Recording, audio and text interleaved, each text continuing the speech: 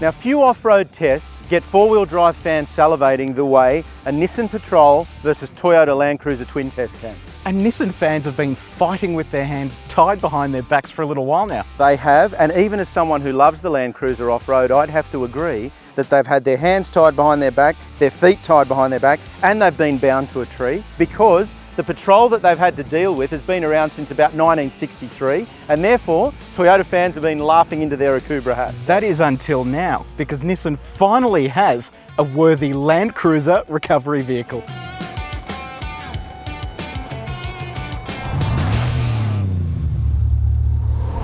The 2016 Toyota LandCruiser 200 Series GX diesel starts from $76,500 plus on-road costs. As tested here, there is no third row and therefore the LandCruiser seats 5 people. The LandCruiser weighs 2,740 kilograms and will tow 3,500 kilograms. The LandCruiser's 4.5 litre twin-turbo diesel V8 engine is matched to a 6-speed automatic transmission, and it generates 200 kilowatts and 650 newton metres between 1,600 and 2,600 RPM. The ADR fuel claim is 9.5 litres per 100 kilometres. Undercutting the Cruiser is the 2016 Nissan Patrol TI petrol V8, which starts from $69,990 and comes with an 8-seat seating capacity. While it may be entry-level, the Patrol is incredibly well spec'd with leather interior, a sunroof and a touchscreen satellite navigation system. Powering the Patrol is a whopping 5.6 litre naturally aspirated petrol V8. It produces 298 kilowatts of power and 560 newton metres of torque at 4,000 RPM. But that big engine does come at a cost with a claimed fuel use of 14.5 litres per 100 kilometres. Not to be outclassed, the Patrol can also tow 3.5 tonnes. Now, cheap is probably not the right word to be using here with these two vehicles, but if you want a serious off-roader, a proper four-wheel drive diesel, this is the cheapest way into the LandCruiser 200 series. I can tell, Trent. Step over here and behold the beauty of the LandCruiser 200 GX. Cheap is the operative word here. Plastic, steel. Yeah. Before I address that, let me just say that this is benefiting in the Toyota family from the fact that anything looks good next to a Prado, because that's pretty ugly. Black grille, serious off-roader. Snorkel, serious off-roader. I don't see one on the Nissan. And steel wheels, serious off-roader. And you can get proper off-road tyres for them. Sorry, mate, that does look way too cheap for my liking. This, on the other hand, this entry-level car screams a luxury. Look at that privacy glass, lovingly highlighted chrome elements, beautiful alloy wheels. Chrome. V8. So you've got chrome, a V8 badge. You could get 22-inch chrome wheels to match the grille and the V8 badge. It would still look amazing. Yeah, probably. And it's got Altezza taillights as well, which were cool in 2001. So this looks a whole lot more United Arab Emirates than it does Australian Outback. It does, but look, all jokes aside, the best thing about both of these cars is that with the leather seats, all you need to do is just wipe them down. Yeah, so let's have a look at the interior. So as I was saying, mate, where is the leather? It went missing somewhere between the factory and the end of the production line. So what on earth is happening here? This doesn't have leather, and actually, funny that you should mention the leather, this actually is easier for me to tell you about what it doesn't have rather than what it does. So let me run through a few things. Doesn't have leather, doesn't have carpet, there's none of that here, doesn't have infotainment to speak of, doesn't have sat-nav, has reasonably poor climate controls, no steering wheel controls. The third row would be spacious, but there is no third row, so it doesn't have that either. So basically, what you've got here is a very expensive list of things you don't have. That steering wheel is literally a plastic mould. It might have come out of a 75 Hilux, I think, by the look of it.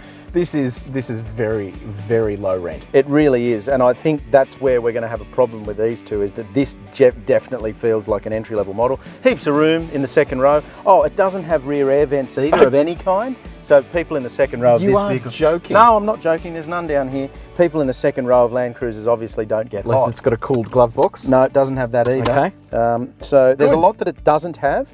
So let's go and see how badly it stacks up against the Nissan, shall we? You'll be pleasantly surprised. Mate, we've upgraded from coach to business. Yeah. Welcome. I hate to agree with you, but I'm going to have to. This is a significantly nicer place to be. Now remember, this is the base model. Look at all the leather, the wood grain, the screen. You've got steering wheel controls. I don't know that I've ever seen trees with that grain of wood on it before. So that could be wood look grain. Yeah, they're man-made trees. Now tell me, let's be honest, have you ever seen so many blanked out switches? I think there are more switches in this interior blanked out than there are actually switches. You may actually be right, because we've got a whole bunch of blanks here. We've got a whole bunch of blanks down there. Yeah. And I don't know what this car could possibly be missing. So they must be for things like cooled seats and all that sort of business. But this is a nice place to be. Considering Nissan call this their entry-level high-end patrol, it's heaps of room in the back, third row, plenty of luggage space, air conditioning vents everywhere.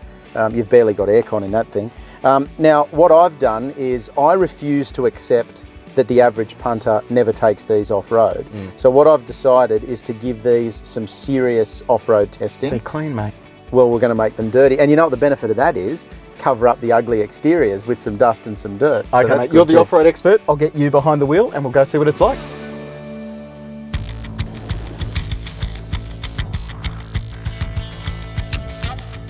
First up, we are in low-range four-wheel drive, as you'd expect. Yep. We don't have a rear diff lock in this spec, but we do have a centre diff lock, so that's locked in. Okay. We probably don't need it, but it's good just to be safe rather than to get into trouble and then have to. You think we're going to make it to the top of that? I'm telling you we're going to get up the top of that hill. Oh, okay. I'm actually genuinely a little bit scared here. It's a little steep, isn't it? I think it's probably worse coming back down because you're looking where you're going. Okay. A little bit of angle there. Now, straight off the bat, I've got to say that the throttle modulation of the diesel in low range is awesome. Really, really good. Look at this. Look how smooth it is. We are literally just crawling up this. This is barely incredible. even spun a tyre at this point. I saw a little bit of dust come from the front right there when it lost traction. It's incredible. I've got to say, that has even surprised me. I mean, I knew it was going to get up here, but wow, that is actually impressive. And the very, thing is very that, good. yes, this is a diesel, so the throttle is going to be key in this car getting up there. I'll be interested to see what it's like in the petrol and whether that feels as confident as this in low range. Now, what goes up must come down. And I did tell you it was a little scarier going down than coming up, because you can actually see where you're going. I've noticed that we've left it in the same sort of setup here. And again, it's just really walking down this, but it does what the Prado does, and that is that brake pedal is so sensitive. Yeah, it is a little, and we said this in a recent off-road test that we did with the Prado. It just has a real sort of grab to it, the brake, especially the steeper it gets, it feels like it grabs a little. It's not an issue, it just, you notice it, especially if the vehicle you're comparing it to doesn't do it. I mean, one of the things we're getting real benefit from here is the wheel articulation, because there's some serious changes in terrain here and dips. A lesser of a four-wheel drive would basically start throwing wheels into the air, and when that happens, you start getting less traction, you get less grip, and then of course the car starts sliding around a bit. We've made it to the bottom here, and I am just amazed at how simple that was. It's almost too easy. There's no theatrics whatsoever, so we need to see if the Patrol can do it just as well. Not quite so scary the second time. No, I'm quite confident that this will get up there, but I don't know whether it will feel as easy as the LandCruiser did. Spoken like a true Nissan fan. Now, once again, we are in four-wheel drive low range like we were with the LandCruiser. Unlike the Cruiser, this has a rear diff lock, not a centre diff lock. So again, a precaution we probably don't need, but we've locked that in. And the other thing as well, this has a bunch of off-road modes. You've got your regular on-road, rock, snow and sand. So we'll leave it on-road, so at least it's the same as... it's nice to point out that they're there, but for now, let's just compare apples with apples and see how we go. Now, straight away, the throttle modulation in low range is way better than it was in high range in the Nissan. Yeah, the thing you'll find with petrol cars is they can get very snappy, and that's the benefit of a diesel. And look at this. Again, very easy, very easy. The thing that blows my mind is that these cars weigh well north of 2,000 kilos. Yes.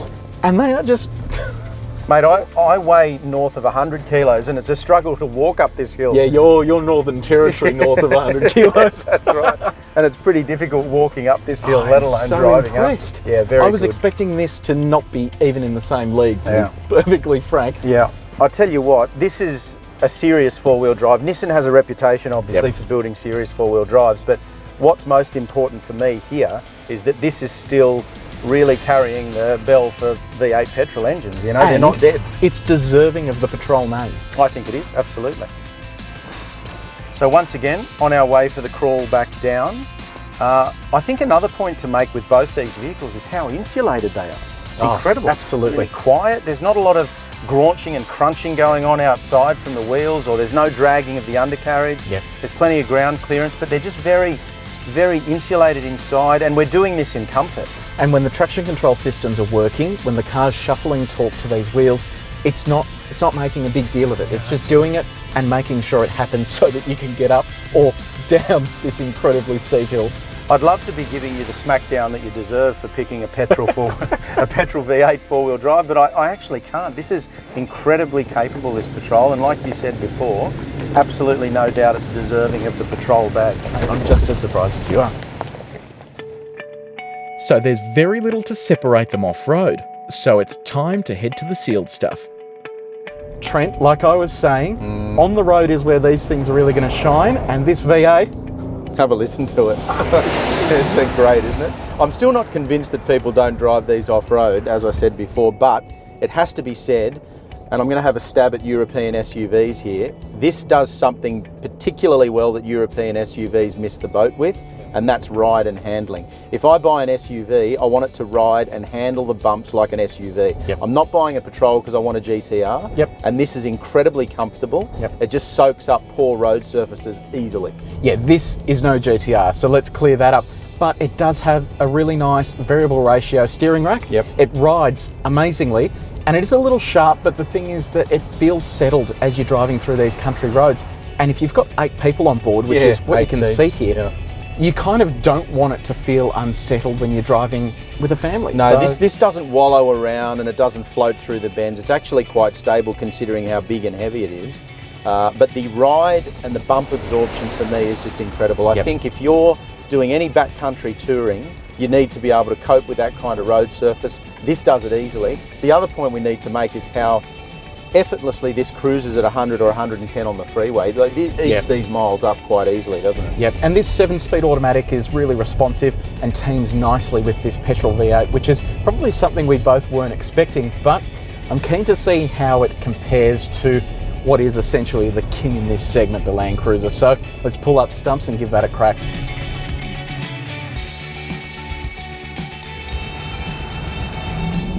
Trent, hear that noise? That is the sound of a workhorse. I can hear that sweet sound of a Massey Ferguson working away up front. Sorry, the Toyota LandCruiser V8 working away up front. The diesel noise, a little bit annoying, but let's be honest, city slicker. Yeah. This is what we call a proper four-wheel drive, which means we've got a diesel engine up front. That's right, and you don't actually compromise anything with this diesel engine because you have 2 turbochargers, it's a V8, and it absolutely hauls. When you stand on the throttle, it's like you're in a sports car. It really is, it's incredible. The Patrol has a tendency to rev really cleanly out to rev line, which is what the petrol V8 is synonymous for. But this here's got an enormous surge of torque down low and in the mid-range, roll-on overtaking, you know, between 80 and 110 on the freeway, absolutely effortless with this thing. So let's cover the negatives. In comparison to the Patrol, and I know that these aren't sports cars, They're not. We're very clear on that. But in comparison to the Patrol, because they're in the same segment, this certainly feels a little more wafty. It doesn't feel as tight through the corners, and it feels like it's carrying its weight a bit more. It floats around a little bit, and you notice that as a passenger, it has a tendency to sort of seesaw around like that, which, you know, if you're doing a lot of twisty stuff back to back, can probably get to you a little. It soaks up the bumps incredibly well, which I think is more important than how it wafts around, and it really does insulate you beautifully from poor road surfaces, which again is what we want out of these SUVs. Where the Patrol is a bit firmer, this is quite soft, subtle and very accurate. The steering's great as well. It has a bit more weight and you feel what's going on beneath those tyres. And out on the highway, this thing is great. At 100 k's an hour, the engine's barely even doing anything. It's just wafting along so nicely. It's just so easy all round, isn't it? After thoroughly testing these both off and on-road, and with a pub distantly calling our names, it's the Patrol that ever so slightly edges the LandCruiser to take the win. You do realise there's a clearly marked path there, don't you? Oh, sorry mate, I must have missed it. But people don't ever use these off-road.